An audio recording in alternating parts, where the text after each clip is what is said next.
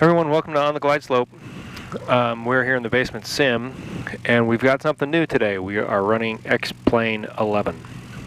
I haven't been able to get the visuals quite how I want. I can still see the side of the top of the cabin here, and I can still see more of the virtual panel than I would like to see here. SPAD isn't configured yet, so it's not running, but Remote Flight Server is, and so I thought we'd give it a try.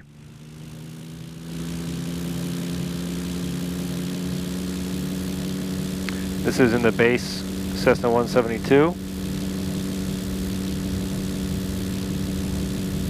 Airspeed's alive.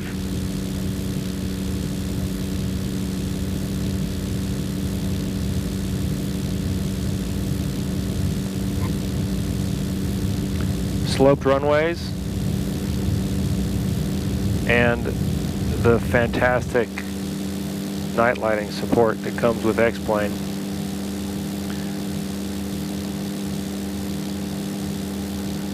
Wow. I gotta say, visually it's pretty stunning. I don't know how many frames a second I'm running, but it's awfully smooth. This is beta 1, by the way. Got a few micro stutters that I can see.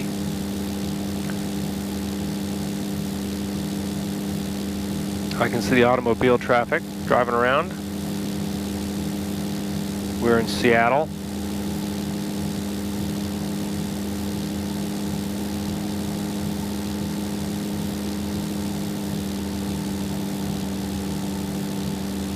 And a few little stutters, but overall very smooth.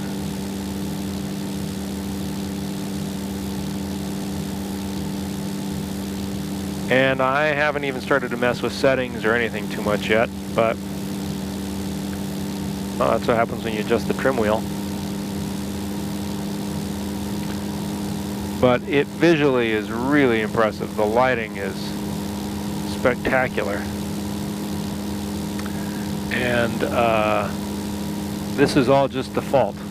I haven't done anything. In fact, this is the demo. But the airport lighting is off the charts at night. And we'll make an approach here so you can see that a little bit. Again, I don't have any of my controls configured. I don't know how to put down the flaps or anything in this thing, but I'll get the SPAD plug-in loaded and then we'll start getting things configured. But I wanted to give it a try because it has been getting great reviews even as a beta. It looks great. And I understand that the Airfoil Labs Cessna 172 is extremely realistic, which I like. I think I'm running full autogen, but I think I've dialed down some of the graphic settings just a bit. I'll illustrate the problem with my screen setup. So I've been trying to get the screen set just right, but the problem is the eye point between all three views is fixed. So if you see here, when I scroll, it moves all the way across. All three screens move together. And so that makes it difficult for me to get quite the view that I would like, because I don't want to be able to see any of the cabin or the panel. I just want to be able to see the wings and the struts, and I've been told I can do that by making them invisible, parts of the plane invisible in Plane Maker, and I've tried that and it hasn't worked. But you can see one of the reasons why I want to is because the reflections off the wings are just absolutely great. And I'd love to be able to see that all the time. But I have to compromise. So it's just a bit of a compromise in terms of what I can and can't see. At least for now. And right now I'm seeing more of the panel than I'd like, but we will make a turn here.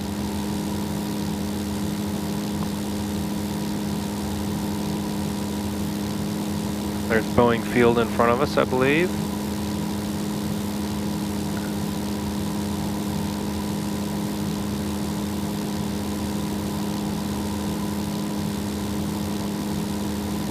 I'd turn my landing lights on if I knew how. I think they're on by default. I can see the green highway signs on the highway. That's an incredible touch.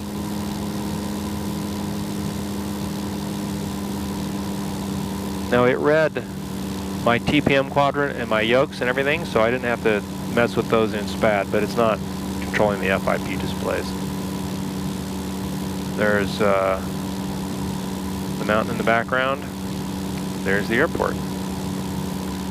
All right, we'll come in right here on this one. Little details like baseball fields and stuff lit up down there.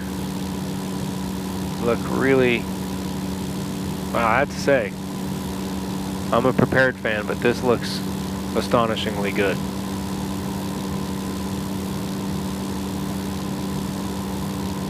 If I could get it to work the way I wanted it to work, in terms of the visuals, I'd be a happy camper. I noticed these lit right up. I think they're working. I'm not sure. Let's see if I can see my transponder. This has my altitude right.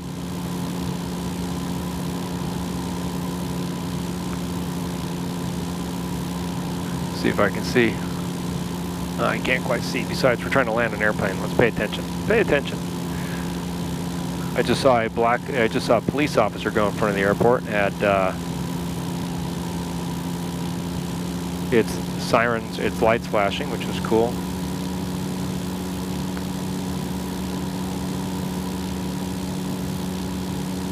Now I haven't turned on any weather, so I haven't seen how it works with clouds or if the performance is any better or any worse. And I know there's a new environmental package out that's supposed to be really great for it. But right now we're just trying to get the screens lined up.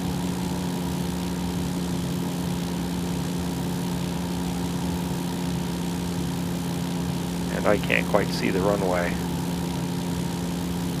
There we go. Now I can see better.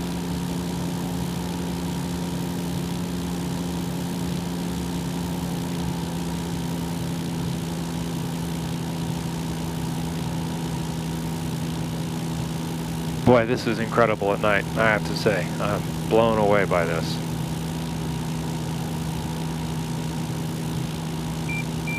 Oh, all right. Out of the box, the indicator works in terms of the inside beacon. That is slick. So that must mean all my radios are working. We're still going way too fast here for a Cessna 172 on final, but that's okay. And I don't know if you can notice the upsloping runway.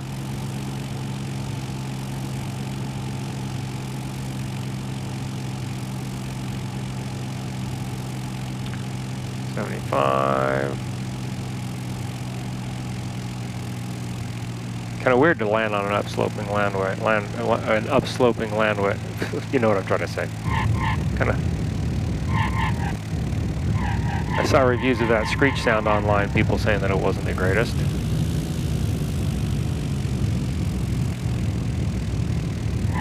I can see why.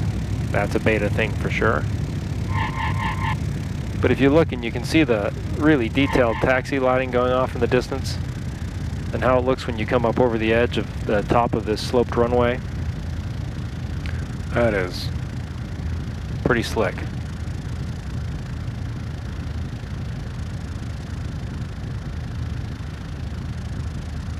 I had conflict with the yokes, but I just told it the one yoke was working, and I've had no problems with that since.